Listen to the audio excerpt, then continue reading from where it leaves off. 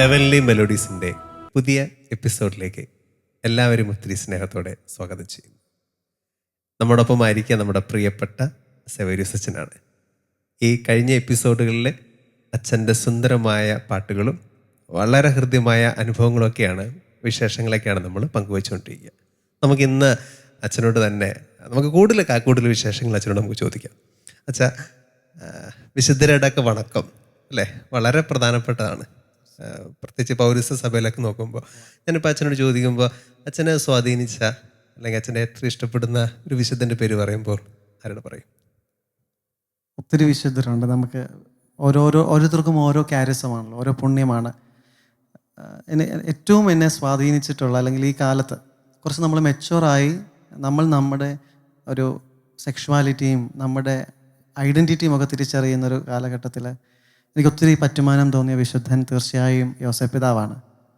കാരണം യാതൊരു നഷ്ടങ്ങളല്ലാതെ നേട്ടങ്ങളൊന്നും മുന്നിൽ കാണാതെ ഒരു സ്ത്രീയെയും തനിക്ക് പിറക്കാത്തൊരു കുഞ്ഞിനെയും ചേർത്ത് പിടിക്കുന്ന ഒരു മനുഷ്യൻ ഈ കാലഘട്ടത്തിന് നമുക്ക് ചിന്തിക്കാൻ പറ്റാത്ത ഒരു കാര്യമാണ്. അദ്ദേഹത്തെ എന്തിനേക്കാളും എനിക്ക് യോസേപ്പ് പിതാവിനോടുള്ള ഇഷ്ടമെന്ന് പറയുന്നത് ശരിക്കും ദൈവസ്നേഹത്തെ പ്രതി ഈ ഒരു വലിയ സഹനം ഏറ്റെടുത്തു എന്നുള്ളതാണ്.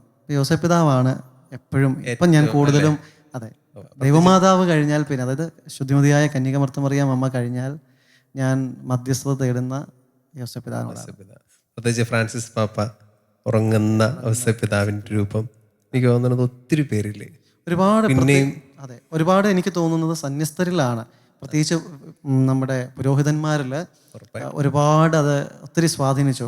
പോപ്പ് ഫ്രാൻസിസിൻ്റെ ആ ഉറങ്ങുന്ന യോസേപ്പ് പിതാവിൻ്റെ ആ ഒരു ഐക്കണും അതിനെ ചുറ്റിപ്പറ്റിയുള്ള ആ ഒരു ആധ്യാത്മികതയും ഒക്കെ വൈദികരെ ഒത്തിരി. ഞാനിത് പ്രിയപ്പെട്ട സേവ്യറിയസ് അച്ഛനോട് ചോദിക്കാൻ കാരണം കുറച്ച് മുമ്പ് ഞങ്ങളിങ്ങനെ കൊച്ചു വർത്താനൊക്കെ പറഞ്ഞപ്പോൾ യോസേപ്പ് പിതാവിനുള്ളൊരു പ്രത്യേക സ്നേഹം സേവ്യറിയസ് അച്ഛനുണ്ടായിരുന്നു. സേവ്യറിയസ് അച്ഛൻ എവിടെയെങ്കിലും പോകുമ്പോൾ അച്ഛൻ്റെ കട്ടിലിൽ ആ ഉറങ്ങുന്ന വിശുദ്ധ യോസേപ്പ് പിതാവിൻ്റെ രൂപം വെച്ചിട്ടാണ് പോരുക. നമുക്കിപ്പോൾ എങ്ങനെയാണെങ്കിൽ യോസേപ്പ് പിതാവിൻ്റെ ഒരു സുന്ദരമായ ഗാനം അച്ഛൻ ആലപിച്ചതുണ്ട് അല്ലേ, നമുക്ക് ആ ഒരു ഗാനത്തോടെ ഈ എപ്പിസോഡ് ആരംഭിക്കാം.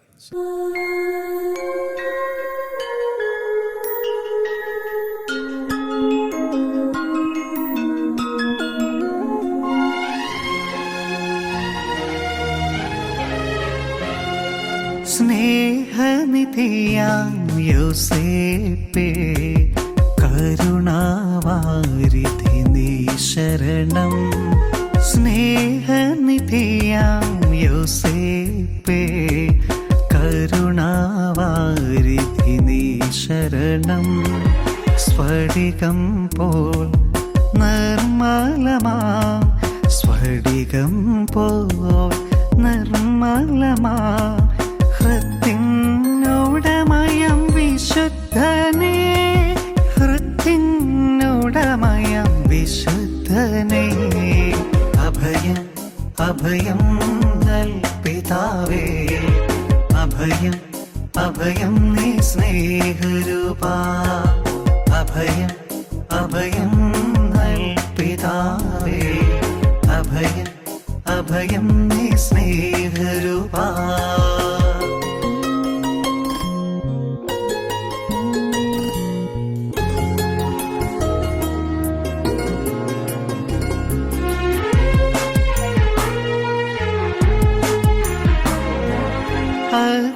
പരീക്ഷകൾ തന്നടുവിൽ പുഞ്ചിരി മായാതെ കാത്തവൻ നീ. അഗ്നി പരീക്ഷകൾ തന്നടുവിൽ പുഞ്ചിരി മായാതെ കാത്തവൻ നീ. കാറും കോളും നിറഞ്ഞൊരൻ ജീവിതേ, കാറും കോളും നിറഞ്ഞൊരൻ ജീവിതേ. തുണയായി നിഴലായി കൂടെ വരൂ, തുണയായി നിഴലായി കൂടെ വരൂ. അഭയം അഭയം നൽപിതാവേ, അഭയം അഭയം നീ സ്നേഹരൂപാ. അഭയം അഭയം നൽപിതാവേ, അഭയം അഭയം നീ സ്നേഹരൂപാ.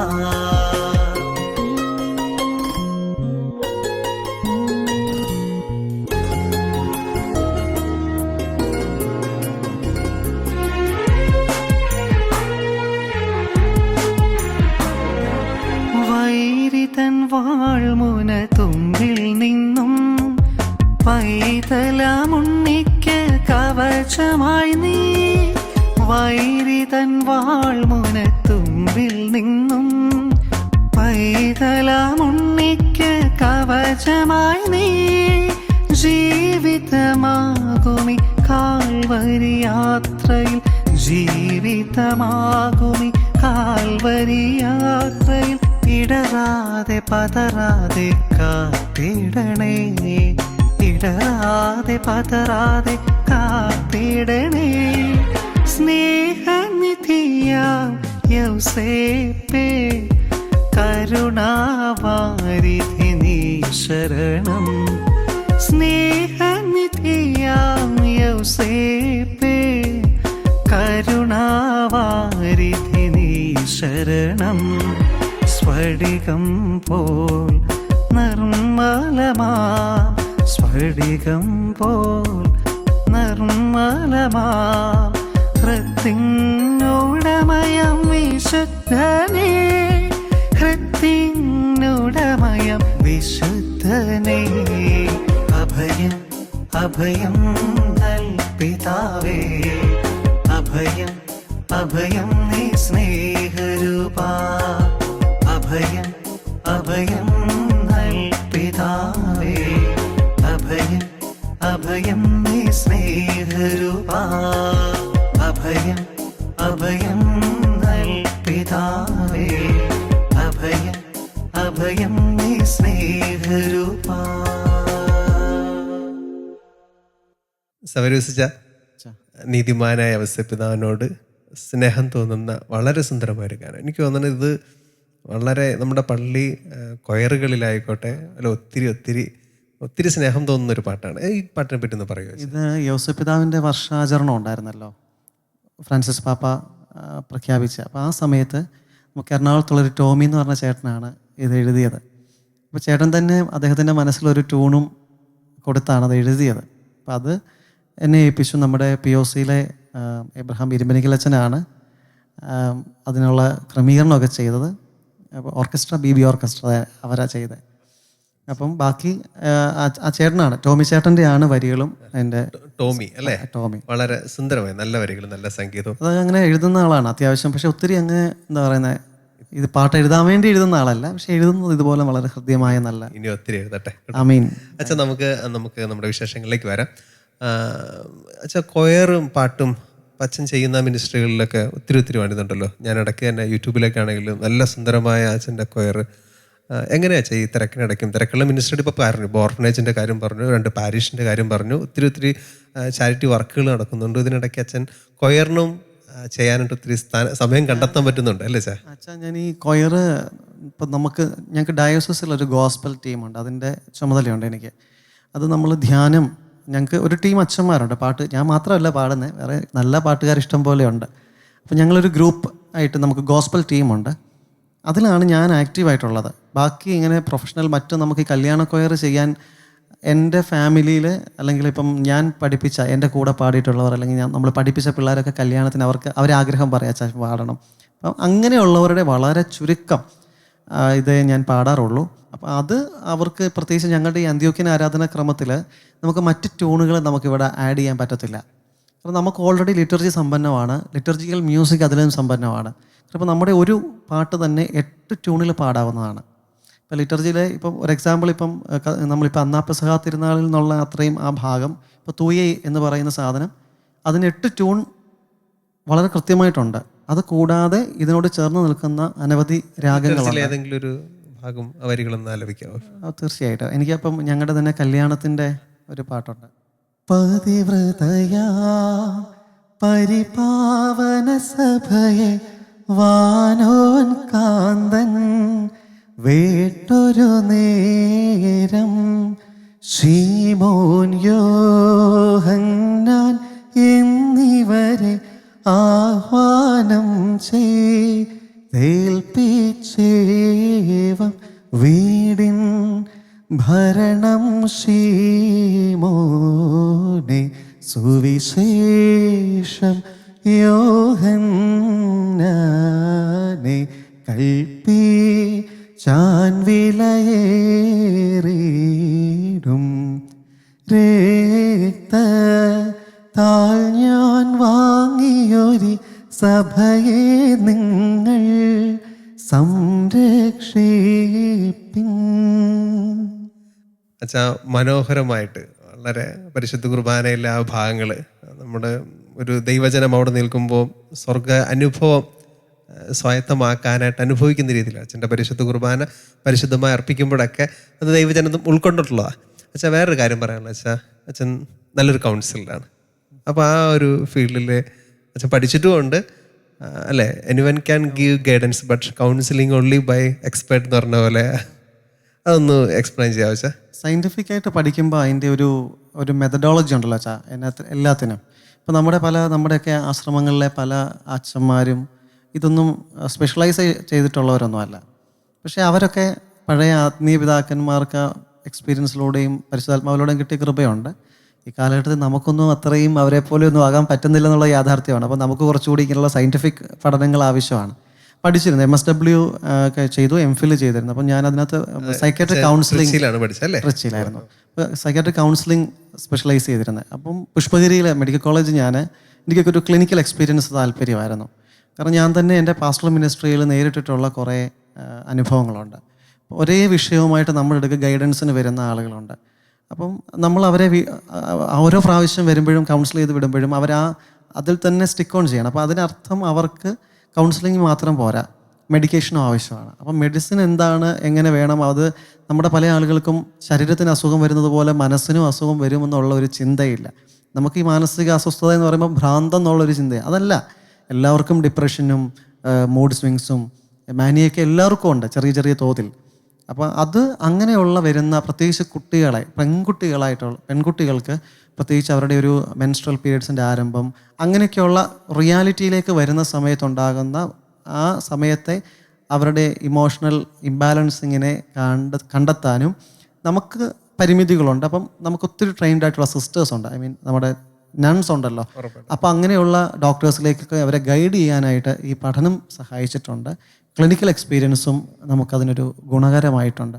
അച്ഛാ നമുക്കറിയാലോ, കോവിഡ് കഴിഞ്ഞു, പ്രളയം കഴിഞ്ഞു, മൊത്തത്തിൻ്റെ യൂത്ത് ആയിക്കോട്ടെ കൗമാരമായിക്കോട്ടെ എടുത്ത് നോക്കുമ്പോൾ ഈ നിരാശ ഭയങ്കരമായിട്ട് കൂടിയിട്ടുണ്ട് അല്ലേ. ഇപ്പം അച്ഛൻ്റെ അടുക്കൽ ഒരു യൂത്ത് യുവജന ആയിക്കോട്ടെ ഒരു കൂട്ടായ്മ വന്നിട്ട് ഒരു പാട്ട് പാടാൻ പറയുകയാണ്, അച്ഛൻ തന്നെ പാടിയ പാട്ടിൽ ഏതായിരിക്കും അച്ഛാ പാടുക? നമ്മുടെ ഒരു UAE ജോർജ് എന്ന് പറഞ്ഞിട്ടൊരു സഹോദരൻ എഴുതിയ ഉണരും മുൻപേ ഞാൻ ഉണരും മുൻപേ എന്ന് പറയുന്നൊരു പാട്ടുണ്ട്. റെഗുലർ ഇത് ഹോസ്പിറ്റലിലേക്ക് പോകുമ്പോൾ കേൾക്കുന്നതിൻ്റെ 2-3 ഡോക്ടർ സുഹൃത്തുക്കളുണ്ട്. അത് അതിശയോക്തിയല്ല, എന്നോട് എപ്പോഴും പറയാറുണ്ട്. അത് ഓരോ പ്രാവശ്യം അത്ര വലിയൊരു, എന്നെ സംബന്ധിച്ചിടത്തോളം ഞാൻ എപ്പോഴും പറയുന്നൊരു കാര്യമാണ്. അത് എത്രയോ നല്ല പാട്ടുകളുണ്ട്. ഈ പാട്ട് നല്ലതാണ്, ലിറിക്സ് നല്ലതാണ്, പാട്ടുകാരൻ മാത്രം മോശമാണ് ഞാൻ പറയാൻ ശ്രമിക്കുന്നത്.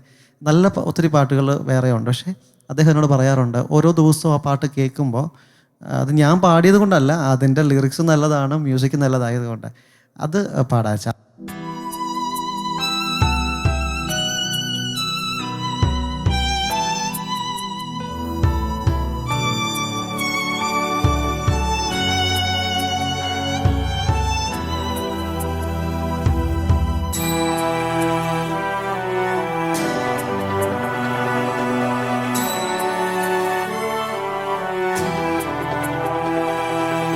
ഉണരും മുൻപേ ഞാൻ ഉണരും മുൻപേ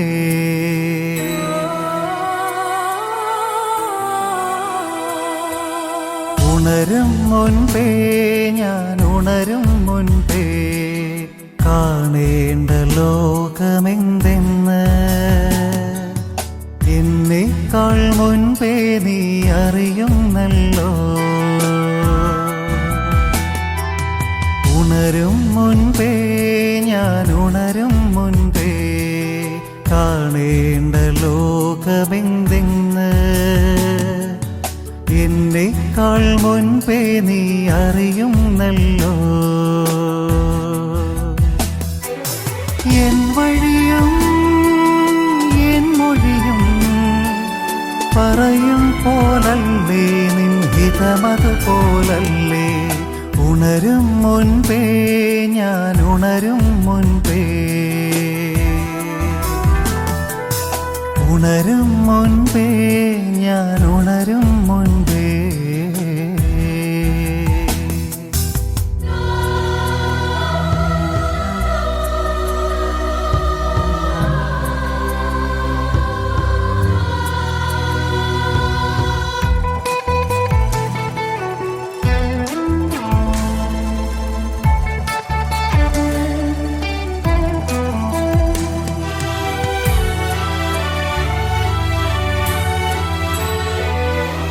കാറ്റും കോളും മഞ്ഞും വെയിലും മാറാരോഗം തീരാ നോവായി ഈ മണ്ണിൽ പടർന്നിടുമ്പോൾ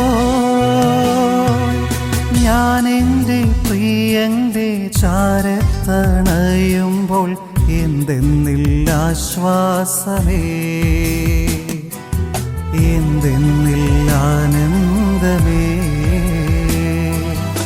ഉണരും മുൻപേ ഞാൻ ഉണരും മുൻപേ ഉണരും മുൻപേ ഞാൻ ഉണരും മുൻപേ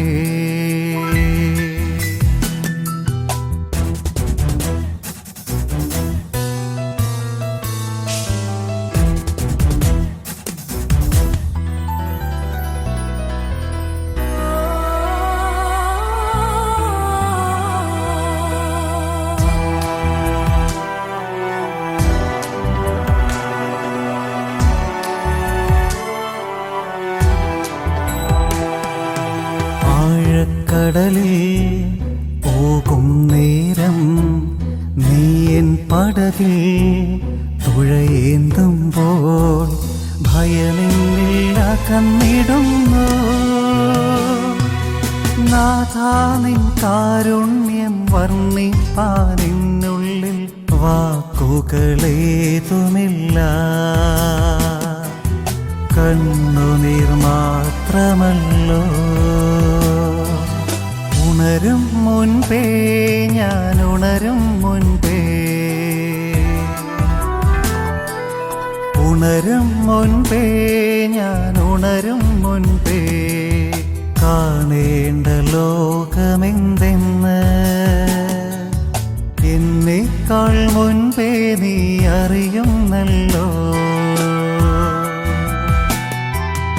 ഉണരും മുൻപേ ഞാൻ ഉണരും മുൻപേ കാണേണ്ട ലോകമെന്തെന്ന് എന്നേക്കാൾ മുൻപേ നീ അറിയുന്നല്ലോ എൻ വഴിയും എൻ മൊഴിയും പറയും പോലല്ലേ നിൻ ഹിതമതുപോലല്ലേ ഉണരും മുൻപേ ഞാൻ ഉണരും മുൻപേ ഉണരും മുൻപേ ഞാൻ ഉണരും മുൻപേ പ്രിയപ്പെട്ട സൗര്യസച്ച, പറയാതിരിക്കാൻ വയ്യ, അത്ര മനോഹരം ഒരു ഉണർവ് നമ്മൾ പോലും അറിയാതെ ഈ പാട്ട് നമ്മൾ കണ്ടപ്പോൾ നമ്മുടെ ഉള്ളിലേക്ക് വന്നു. പ്രിയപ്പെട്ട സൗര്യസച്ച, സോഷ്യൽ മീഡിയയുടെ പ്ലാറ്റ്ഫോം അത് വളരെ വലുതാണ്. എനിക്ക് തോന്നുന്നു ഇപ്പോൾ ഒത്തിരി അച്ഛന്മാർ അല്ലേ, ചെറുപ്പക്കാര അച്ഛന്മാർ, അതുപോലെ ഒത്തിരി സിസ്റ്റേഴ്സ് വളരെ ഭംഗിയോടെ പാട്ട് പാടുന്നു. വളരെ ഭംഗിയിൽ ദൈവത്തെ മഹത്വപ്പെടുത്തുന്ന നൃത്തങ്ങളൊക്കെ ഉണ്ട് അല്ലേ. അച്ഛനും എനിക്ക് തോന്നുന്നത് കുറേ നല്ല അനുഭവങ്ങൾ, കുറേ ഇതിൻ്റെ ഈ പേരിൽ ബുദ്ധിമുട്ടും അനുഭവിക്കുമായിരിക്കും, കുറേ തിക്താനുഭവങ്ങൾ കിട്ടുമായിരിക്കും. എന്നിരുന്നാൽ പോലും എനിക്ക് തോന്നുന്നത് തമ്പുരാനെ പരസ്യമായിട്ട് മഹത്വപ്പെടുത്താൻ കിട്ടുന്ന ഒരവസരങ്ങളായിട്ട് അച്ഛന് എന്താണ്, അച്ഛൻ ഈ ഫീൽഡിൽ അല്ല ഒത്തിരി അനുഭവങ്ങൾ ഷെയർ ചെയ്യാനുണ്ടാവുമല്ലോ, അച്ഛന് പ്രത്യേകിച്ച് എന്തെങ്കിലും പറയാനുണ്ടോ? തീർച്ചയായിട്ടും ഉണ്ട് അച്ഛാ. ആദ്യം ഞാൻ പറഞ്ഞല്ലോ, ഞാൻ വരുന്നത് ഒരിക്കലും ഒരു പള്ളിപ്പാട്ട് പാടിയല്ല. പാടിയിരുന്നു, പക്ഷേ ആ പാടിയ പാട്ടിനെക്കാട്ടിലും ഒരു സെക്കുലറായ പാട്ട്, ഇപ്പം മാപ്പിളപ്പാട്ടാണ് അല്ലെങ്കിൽ മൈലാഞ്ചി പാട്ടുകളാണ് ശ്രദ്ധിക്കപ്പെട്ടത്.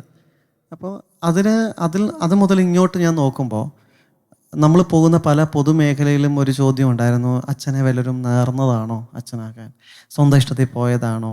അപ്പം ഞങ്ങളുടെ സഭയിൽ വിവാഹം കഴിക്കാൻ അല്ലെങ്കിൽ സുറിയാനിക്കാർക്ക് സാധ്യതയുണ്ട്, അപ്പം എന്നിട്ട് എന്താണ് വിവാഹം കഴിക്കാൻ ആശ്രമത്തിൽ ചേർന്ന്, ഇങ്ങനെ ഒരുപാട്, അത് വീട്ടുകാരുടെ നിർബന്ധം കൊണ്ട് പോയതാണോ? കഴിവില്ലാത്തവരാണ് വൈദികർ അല്ലെങ്കിൽ സിസ്റ്റേഴ്സ്, അങ്ങനെയൊക്കെ ഒരു ഒരു ഒരു മിഥ്യാധാരണ ഒരു പബ്ലിക്കിനുണ്ടായിരുന്നു. ഈ വൈദികരുടെയും സമർപ്പിതരുടെയും സോഷ്യൽ മീഡിയയിലുള്ള ഒരു സാന്നിധ്യം കൊണ്ട്, അല്ലെങ്കിൽ മുഖ്യധാര ചാനലുകളിൽ വന്ന് വളരെ പോപ്പുലറായ പ്രോഗ്രാമുകളിൽ അവർ പ്രോഗ്രാം അവതരിപ്പിക്കുക വഴിയായി അവരവർക്കൊക്കെ പ്രതിദാനം ചെയ്യുന്ന സഭകൾ, കോൺഗ്രിഗേഷനുകൾ ലോകത്തറിയുന്നു. ഒന്ന്, അതിൻ്റെ മിഷൻ, വിഷൻ, അതിൻ്റെ കാരിസം എന്താണെന്ന് ഒരു വലിയ സമൂഹത്തിലേക്കാണ് നമ്മൾ കൺവേ ചെയ്യുന്നത്. അത് ആരുടെ നാമത്തിലാണ്? ക്രിസ്തുവിന് വേണ്ടിയിട്ടാണ്, ക്രിസ്തുവിലൂടെയാണ്. ഒത്തിരി ദൈവവിളിക്ക് പോലെ തീർച്ചയായിട്ടും ഉണ്ട് അച്ഛാ, തീർച്ചയായിട്ടും ഉണ്ട്. അപ്പം ഞാൻ പറഞ്ഞു വന്നത്, വൈദികരും സമർപ്പിതരും ഈ കാലഘട്ടം ആവശ്യപ്പെടുന്നുണ്ടത്. കാരണം നമ്മുടെ ചെറുപ്പക്കാരെ ഒരിക്കലും നമുക്ക് എന്തില്ല, പണ്ട് കാലത്ത് ചെറുപ്പക്കാർ സഭയുള്ള ഇടത്തേക്ക് അന്വേഷിച്ച് പോകുമായിരുന്നു. ഇപ്പോൾ ഒരു 10-25 വർഷം പുറകിലൊക്കെ, 20 വർഷം പുറകിലേക്ക് പോയാൽ, നാട് വിട്ട് വിദേശത്ത് ജോലിക്ക് പോകുമ്പോൾ അവിടെ ചെന്ന് ആദ്യം ഒന്ന് സെറ്റിലായി കഴിഞ്ഞാൽ പിന്നെ അവർ അന്വേഷിക്കുന്നത് അടുത്ത പള്ളി എവിടെയായിരുന്നു. ഇന്ന് അങ്ങനെ ഒരു ചോയ്സ് ഇല്ല. കാരണം അവർക്കതിൽ വലിയൊരു ആസ്വാദ്യത തോന്നുന്നില്ല. അപ്പോൾ ഇനിയും യുവാക്കളും യുവതികളുമുള്ള ഇടത്തേക്ക് സഭ പോകണം. ഒരു കാലത്ത് അവർ സഭയിലേക്ക് വരുമായിരുന്നു. ഇന്ന് സഭ, ആത്മീയ പ്രസ്ഥാനം നയിക്കുന്നവർ, നമ്മളെപ്പോലെയുള്ളവർ അവരിലേക്ക് ഇറങ്ങിച്ചെല്ലണം. ഇറങ്ങിച്ചെല്ലുമ്പോൾ പൗലോസ്ലീഹ പറഞ്ഞ വാക്യം നമ്മൾ ഓർക്കണം. ഞാൻ റോമാക്കാരനെ നേടാൻ ഞാൻ റോമാക്കാരനെ പോലെയായി, ഗ്രീക്കുകാരനെ നേടാൻ ഞാൻ ഗ്രീക്കുകാരനെ പോലെയായി. പക്ഷേ പൗലോസ് ആയതെല്ലാം ക്രിസ്തുവിന് വേണ്ടിയിട്ടാണ്, ക്രിസ്തുവിനെ പ്രഘോഷിക്കുവാൻ വേണ്ടിയിട്ടാണ്. ഇതിലൊരു അപകടം എന്ന് പറഞ്ഞാൽ, നമുക്ക് ഇപ്പം അച്ഛന്മാർ പാടുന്നു, നമ്മുടെ കോൺഗ്രിഗേഷനിൽ നമുക്ക് ഇച്ചിരി വില കിട്ടും, അല്ല നമ്മുടെ സഭയിലാണ് 10 പേര് നമ്മളെ അറിയും, നമ്മൾ സെലിബ്രിറ്റിഷിപ്പിലേക്ക് വരും. ആ ഒരു മാനദണ്ഡം മാറ്റിവെച്ച് നമുക്ക് ദൈവം നൽകിയ കഴിവ്, ദൈവം നൽകിയ സിദ്ധി, സാധന, ദൈവനാമ മഹത്വത്തിനായി, സഭയുടെ ഉന്നതിക്കായിട്ട് ഏതെല്ലാം മേഖലകളിലൂടെ നമുക്ക് പ്രയോഗിക്കാമോ അതെല്ലാം ചെയ്യണമെന്നാണ് വ്യക്തിപരമായിട്ട് എൻ്റെ ഒരു കാഴ്ചപ്പാട്. ഒരുപാട് സന്തോഷം. കാരണം ഞാൻ ഈ ഓരോരുത്തർ വരുന്ന സമയത്തും എനിക്ക് തന്നെ ഈ ചാനലുകളിൽ നിന്നൊക്കെ നമുക്ക് സുഹൃത്തുക്കളുണ്ടല്ലോ, അപ്പം അച്ഛനൊരു വെല്ലുവിളിയായിട്ട് വരുന്നു എന്നുള്ള രീതിയിലൊക്കെ ഉള്ള ധ്വനിയിൽ സംസാരിക്കും. അപ്പം ഞാൻ ചിന്തിക്കുന്നത്, ഞാൻ എന്തിനാ അങ്ങനെ ചിന്തിക്കുന്നത്? കാരണം ഞാൻ പറഞ്ഞില്ല, അച്ഛൻ്റെ പാട്ട് വന്ന സമയത്ത് ഇവൻ അച്ഛൻ പോയ ചില പ്രോഗ്രാമുകളിൽ എനിക്ക് ഇൻവിറ്റേഷൻ കിട്ടിയിട്ടുള്ളതാണ്. അപ്പം നമുക്ക് ആ സമയത്ത് കുറച്ച് റെസ്ട്രിക്ഷൻസ് ഉണ്ടായിരുന്നു. അപ്പോൾ അത് കാരണം എനിക്കതിനകത്ത് നിരാശയില്ല. അപ്പോൾ ചിലർ പറയും, ഇങ്ങനത്തെ പെട്ടിയൊക്കെ പൂട്ടിക്കോ, പുതിയ ആൾക്കാർ വന്നു തുടങ്ങിയെന്ന് പറയും. ഞാൻ പറഞ്ഞ അടി ഷെയർ ചെയ്യാൻ കുറച്ചുകൂടെ ആൾക്കാർ വരുന്നത് നല്ലതാണ്. അപ്പോൾ എനിക്ക് കുറച്ച് അടിയേ കിട്ടുകയുള്ളല്ലോ. ഞാൻ പറയുന്നത്, ഇനിയും പൊതുസമൂഹം നമ്മളെക്കുറിച്ചുള്ള, പ്രത്യേകിച്ച് പൗരോഹിത്യം വെല്ലുവിളികൾ നേരിടുന്ന ഒരു കാലഘട്ടമാണ്. ഒരുപാട് പുഴുക്കുത്തുകളുണ്ട്, അതൊക്കെ ഇപ്പം നമുക്കൊക്കെ കുറവുകളുണ്ട്. പക്ഷേ ഒരുപാട് വിശുദ്ധരെ നടന്ന വഴിയാണ് ഈ പൗരോഹിത്യം. ഒരുപാട് വിശുദ്ധരെ വാർത്തെടുത്ത ജീവിതചര്യയാണ് നമ്മുടേത്. അത് ഇനിയൊരു ലോകം ഇതിൻ്റെ നന്മ അറിയണമെങ്കിൽ നമ്മൾ ലോകത്തിലേക്ക് ഇറങ്ങണം. അവരിൽ ക്രിസ്തുവിനെ പോലെ തന്നെ പാപമൊഴികെ ബാക്കി എല്ലാത്തിലും അവൻ മനുഷ്യനോട് താതാത്മ്യപ്പെട്ടതുപോലെ നമുക്കും അങ്ങനെ ആയിരിക്കാൻ സാധിക്കണം. ചെയ്യാൻ പറ്റുന്ന നന്മകൾ. വിശുദ്ധ ചാവറപിതാ പറയുന്നൊരു കാര്യമുണ്ട്, എനിക്ക് തോന്നുന്നത് ആ ഒരു വചനം കൂടി പറഞ്ഞിട്ട്. ചാവറപിതാ പറഞ്ഞത് എങ്ങനെയാണ്? അവരന് നന്മ ചെയ്യാൻ പറ്റാത്ത ഒരു ദിനം നിന്റെ ജീവിതത്തിൽ ഉണ്ടാകുകയാണെങ്കിൽ അത് ജീവന്റെ കണക്ക് പുസ്തകത്തിൽ രേഖപ്പെടുത്തുകയില്ല. ചെയ്യാൻ പറ്റുന്ന നന്മകൾ അത് ക്രിസ്തു നാമത്തിനുള്ളതായി തിരികട്ടെ. ഇത്രയും നേരം അച്ഛൻ എന്നെ കേട്ടും എൻ്റെ പാട്ട് കേട്ടും ഒക്കെ ഇങ്ങനെ ഇരിക്കുകയാണ്. അപ്പോൾ അച്ഛൻ്റെ ഒരു പാട്ടുകൂടി കേട്ടാൽ സന്തോഷമാണ്. ഉറപ്പായിട്ട് വെച്ചാൽ ഒരു മനോഹരമായ ഒരു ഗാനമുണ്ട്, പീറ്റർ ചേരാന്നുല്ലർ. പീറ്റർ ഏട്ടൻ സംഗീതം ചെയ്ത് ജെസ്സി ബേബി സഹോദരി വരികൾ എഴുതിയ ഒരു മനോഹരമായ ഗാനമുണ്ട്. ഞാനിപ്പോൾ അത് പാടാം.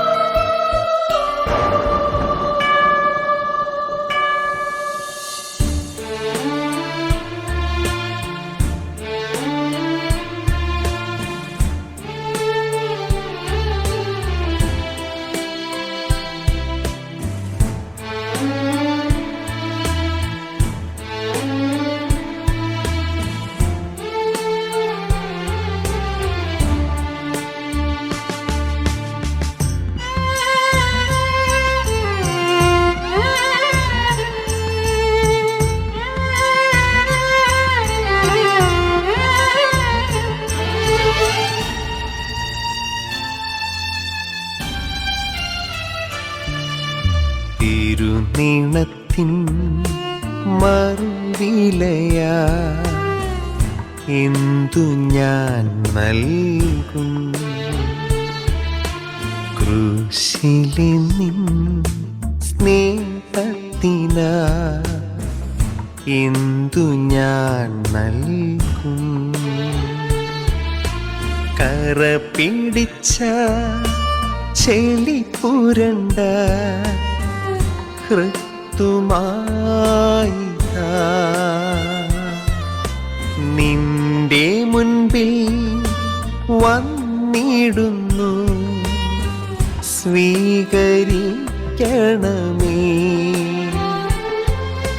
തിരുനിണത്താ കഴുകി എന്നെ ശുദ്ധി ചെയ്തിടൂ, മഞ്ഞു പോലെ വെണ്മയാ എന്നെ മാറ്റിയിടൂ.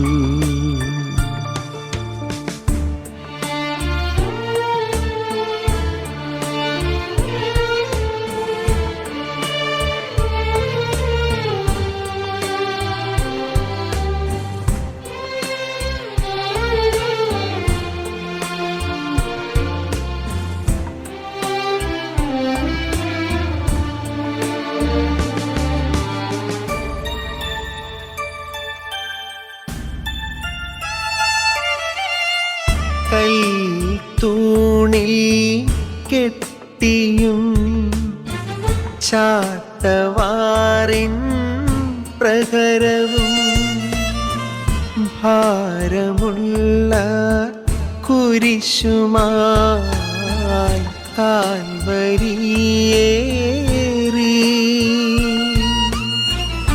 ആണികൾ